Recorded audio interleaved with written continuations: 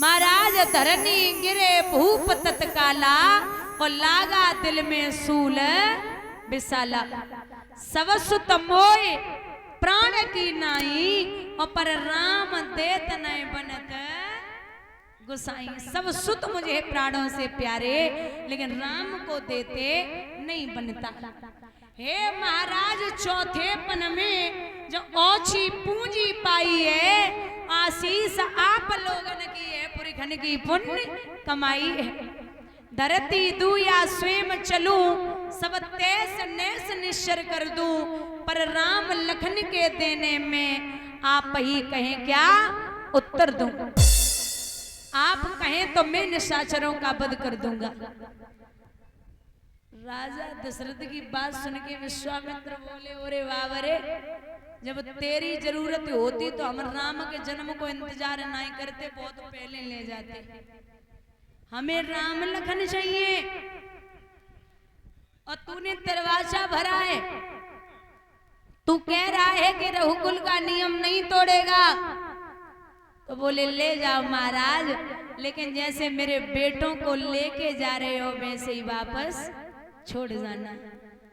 विश्वामित्र मन ही मन में बोले पहले यहाँ से निकलें तो सही इतने से निकाल दे हम वापस में 2 नाचार लेके आवेंगे तू भेज दे। आज्ञा लई मैया कौशल्या की। राम जी को लेके विश्वामित्र जब चले तो दादा जंगल में सबसे पहले ताड़िका आई है। भगवान ने एक ही बाण प्राण हरे लीना। मारीच और सुभाऊ आए तो भगवान ने एक ही बाण में 7 समुद्र पार उतार दिया। और एक बात कही है कि हे गुरुजी आप निर्भय होकर के यज्ञ करो तो होम करन लागे मुनि जारी आप रहे मठ की रखवारी। स्वयं परमात्मा मठ की रखवाली पर बैठे बहुत खुशी है। इधर आ जाइए महाराज जनकपुरी की तरफ। मैया सीता ने जनकपुरी में बाल्यावस्था में लेपन करते समय शिव का रखा हुआ धनुष उठा लिया। और माताओं पहले के राजा महाराजा गढ़ कितने धनवान है जावे। राजा तो धनवान होते ही हैं। उनका पूरा महल संगमरमर का बना हो लेकिन जहां वो रहते थे बाकी जमीन कच्ची रखा करते थे ताकि गाय के गोबर से लेपन हो सके।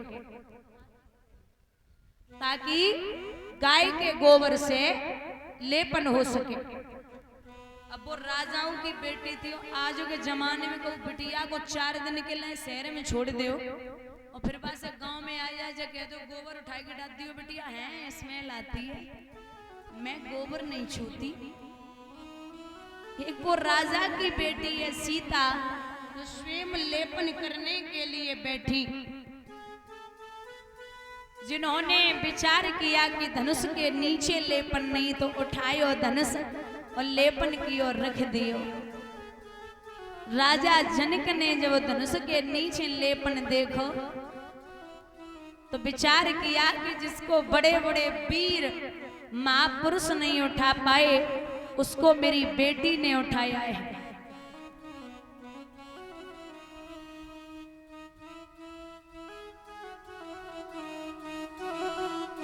तो अब मैं प्रण करता हूं कि जिस महावीर की महाशक्ति और ये धन्यवाद तोड़ गिराएगी, निर्विवाद उस वीरई को जानकी ब्याई जाएगी। अब जो इस धनुष को तोड़ देगा वो मेरी बेटी सीता के साथ में नाता जोड़ लेगा। स्वयंवर कर दिया, स्वयंवर।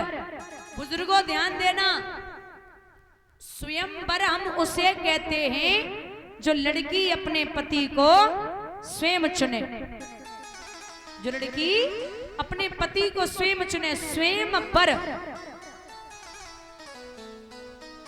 अब पहले ज्यादातर स्वयंवर होते थे और जयमालाएं पड़ती थी। अर्जुन ने मीन मारी तब जयमाला पड़ी, रावण धनुष तोड़ो तब जयमाला पड़ी। आज के जमाने में लड़का रूठ जात बोले अगर जयमाला नहीं डरवाई तो हम ब्याह नहीं करें। एक दद्दा बड़े मजाकी रहे, बोले ला इधर आओ जी, क्या दिक्कत है? बोले दिक्कत कछु नहीं, जयमाला पड़वानी है। बोले अर्जुन ने मीन मारी तब जयमाला पड़ी, रावण धनुष तोड़ो तब पड़ी। अब न मीन न धनुष, गाड़ी को पहिया रोज उठो दो तुम्हें जयमाला डरवाए। कुछ बड़ो काम करो तब तो जयमाला डरवे में वो अच्छी लगे। अब ये भारत देश की संस्कृति है, यहाँ हमारे बुजुर्ग बैठे हैं। दादा पहले शादियां होती थी तो कितने साल बाद विदा होती थी? 5 है या नहीं है? पहले 5 साल बाद विदा होती। तो अब अगर बहू 5 दिन घर है ना तो फांसी लगाए मजे आ रही आ रहे मुझे खा लेते। वो समय था। और पहले बाराती जाती थी, पहले बाराती महीनों तक रुकती थी, फिर 15 दिन 10 दिन 5 दिन 4 दिन 2 दिन रात भर आपके सामने रात भर तो बाराती रुकती थी। ऐसा है या नहीं है? अब बारात वाले की व्यवस्था इतनी बची है, खड़े खड़े खाओ और निकल लो, बैठे की व्यवस्था नहीं। कितना पहले अच्छा लगता था, जमीन पे बिठाए जाते थे बाराती, बढ़िया विदाई दी जाती थी, गले मिलते थे, सम्मान करते थे।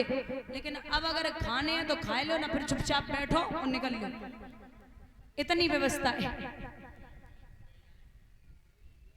तो एक बात और है, वैसे बारातें सबकी जाएं, लेकिन यादवन की बारात में 2-4 पीवे वाले न जाए तो आनंद आता ना है, बाराती पूरी ना होते। अच्छा बोले यादवन की बारात में पीवे वाले ना जा रहे तो बारात पूरी कहाँ तो ही है।